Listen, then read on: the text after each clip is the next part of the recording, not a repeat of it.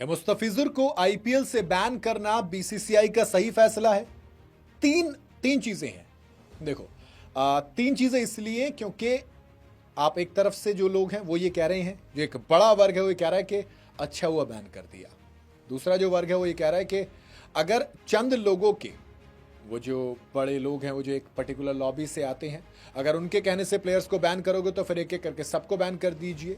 या आपने सिर्फ केकेआर के प्लेयर को क्यों बैन किया? शाकिब अल हसन भी तो खेल रहे हैं ना एमआई एमिरेट्स से, लेकिन क्या किसी ने अंबानी के खिलाफ आवाज उठाई? क्या किसी ने जिस तरीके से शाहरुख खान को गद्दार कहा, किसी ने हिम्मत की कि वो अंबानी को गद्दार कह दे? क्योंकि पैसा तो एमआई में अंबानी का ही लगा हुआ है। तीसरा वर्ग एक ये भी है जो ये कह रहा है कि बीसीसीआई ने करीब करीब 90,000 करोड़ बचा लिए 9 करोड़ 20 लाख रुपए देकर। आप कहेंगे क्या है? चलिए तीनों वर्ग की बातें समझाता हूं आपको। देखो, बांग्लादेश में क्राइसिस चल रहा था। वहां पे एक जो हिंदूज के पर अटैक किए गए, जिसके बाद एक आउटरीच इंडिया में निकल कर आई और कहा गया कि अब हम बांग्लादेशी प्लेयर्स को नहीं खेलने देंगे आईपीएल में। अभी ऑक्शन में केकेआर ने 9 करोड़ 20 लाख रुपए में मुस्तफिजुर रहमान को अपनी टीम में शामिल किया था, है ना। लेकिन आउटरीच हुई तो बीसीसीआई ने, जो पहले तो इनसाइड स्पोर्ट के थ्रू एक खबर आई थी कि गवर्नमेंट से बात चल रही है, गवर्नमेंट ने कहा है कि कोई एनिमी देश नहीं है, दुश्मन देश नहीं है, तो शाकिब अल हसन खेलेंगे। लेकिन अभी एक जो अपडेट आती है वो ये आती है कि भाई मुस्तफिजुर खेलेंगे। फिर अपडेट आई कि मुस्तफिजुर नहीं खेलेंगे। केकेआर को ऑप्शन दे दिया गया है कि वो एक रिप्लेसमेंट साइन कर सकता है, 9 करोड़ 20 लाख रुपए आपके पर्स में ऐड हो जाएंगे। अब लोग पहले आते हैं उस लॉबी पर जो सवाल उठा रही है, जो कह रही है कि अगर वाकई में आप ऐसा करने लग जाओगे तो फिर किस किस को हटाओगे? सवाल इसलिए क्योंकि बांग्लादेश के साथ क्या हम वर्ल्ड कप नहीं खेलेंगे? क्या वर्ल्ड कप में बांग्लादेश के खिलाड़ियों के साथ हाथ नहीं मिलाएंगे? है ना। क्योंकि जयशंकर तो बांग्लादेश गए हैं, हमारे जो फॉरेन मिनिस्टर हैं, एक्सटर्नल अफेयर जो हमारे देखते हैं। हमने शेख हसीना को रिफ्यूजी के तौर पर इंडिया में रखा जब वहां पर दिक्कत हुई। और आप आईपीएल से मुस्तफिजुर रहमान को हटाने के लिए बात कर रहे हो, लेकिन शाकिब अल हसन जो कि अंबानी की मुंबई इंडियंस एमिरेट्स से खेलते हैं, उन पर किसी ने सवाल उठाया? जिस तरीके से केकेआर के ऑनर शाहरुख खान को गद्दार कहा गया, क्या किसी ने अंबानी को गद्दार कहा? नहीं कहा। एक ये लोग हैं। दूसरे लोगों पे आता हूं। दूसरे लोग जो ये कह रहे हैं कि देखिए, जिस तरीके से देश की बात आती है तो आपको ये चीजें भी देखनी पड़ती हैं कि आप देश को किस तरीके से चला रहे हैं, देश के सेंटिमेंट्स क्या हैं। और सेंटिमेंट्स ये कहते हैं कि इस वक्त बांग्लादेश के खिलाफ है सेंटिमेंट, तो आप एक बांग्लादेश के प्लेयर को आईपीएल में नहीं खेलने दे सकते, है ना भाई।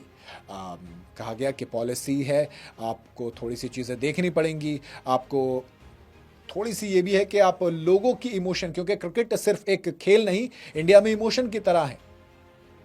ठीक है, चलिए ये भी मान लेते हैं। तो उन्होंने कहा कि ठीक है।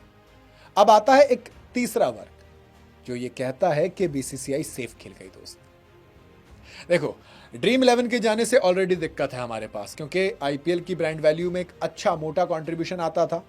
प्लस जब आप दंगे वगैरह या फिर कुछ कंट्रोवर्सीज होती हैं तो कहीं ना कहीं नुकसान इसमें ओवरऑल बीसीसीआई को होगा, क्योंकि आईपीएल में इनकम कम होगी आपकी, है ना। अब जब इनकम कम होगी तो भाई साहब दिक्कत आएगी, और जब दिक्कत आएगी तो आपको फाइनेंशियली घाटा होगा। 2026 के आईपीएल में बीसीसीआई प्लानिंग करे हुए कि हमें अपना रेवेन्यू बढ़ाना है, क्योंकि 2024 से आपका रेवेन्यू घटा था 2025 में।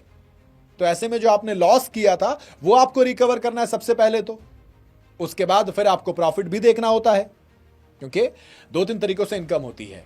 एक तो ये जो आप देखते हो जिसमें आप स्पॉन्सरशिप देखते हो कि टाटा आईपीएल है तो टाटा पैसे देता है। फिर मीडिया राइट्स है करीब करीब 48,390 करोड़ रुपए के, तो जो एवरेज है एक सीजन के 9,678 करोड़ रुपए मीडिया राइट्स से पैसे आते हैं। तो वो जो आईपीएल की ब्रांड वैल्यू होती है, उन तमाम चीजों को ध्यान में रखते हुए आपको पूरे का पूरा लेकर जाना होता है।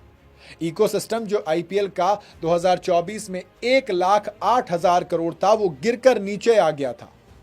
जी हां, 2025 में अप्रॉक्सीमेट 89 करोड़ की वैल्यू रह गई थी, एक मोटा घाटा था।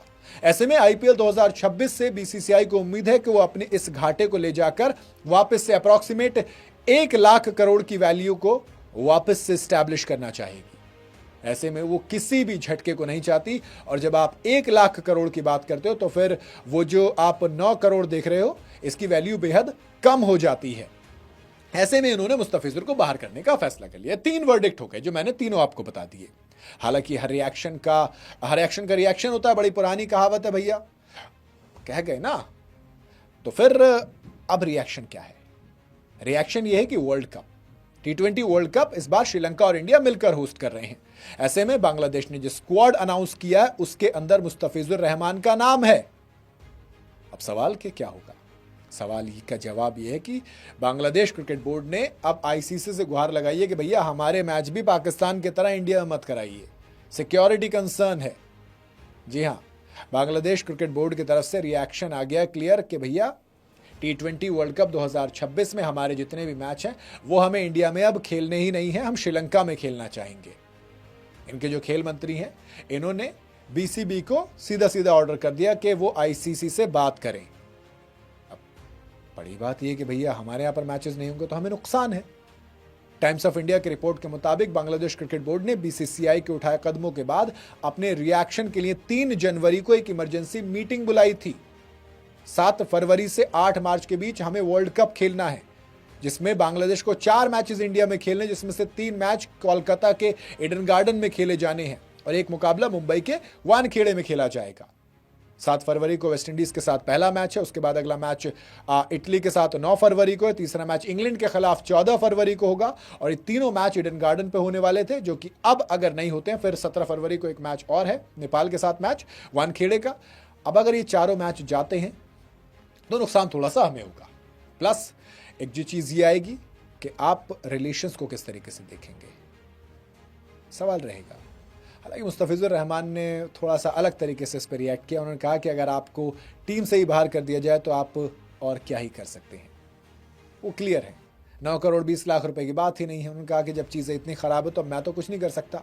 बस सवाल ये रहेगा एक छोटा सा कि आप किस वर्ग को चुनते हैं, आपका अपना क्या कहना है इसमें? क्या आप उस तरफ हैं जहां पर यह कहा जा रहा है कि अगर ऐसे ही चलेगा तो कुछ लोग निकल के आएंगे, जैसे कुछ लोग आते हैं गद्दार कहते हैं कि भाई इस खिलाड़ी को हटा दीजिए, तो क्या आप उसके कहने से उस खिलाड़ी को हटा देंगे? क्या आप अब कुछ लोग तय करेंगे बैठकर कि किस तरीके से चीज़ें होनी है, किस तरीके से चीज़ें नहीं होनी है? क्योंकि चंद लोग आएंगे तो फिर आप हटा देंगे क्या सबको? है ना, आपकी फॉरेन पॉलिसी कुछ लोग बैठकर डिसाइड करेंगे। क्योंकि कुछ लोगों ने, जो लोग बोल रहे थे ना कि गद्दार हैं ये सब है, उन्होंने अब क्लियरली ये चीज़ कही है कि ये हमारी जीत है। अलग तरीके से बात है ना।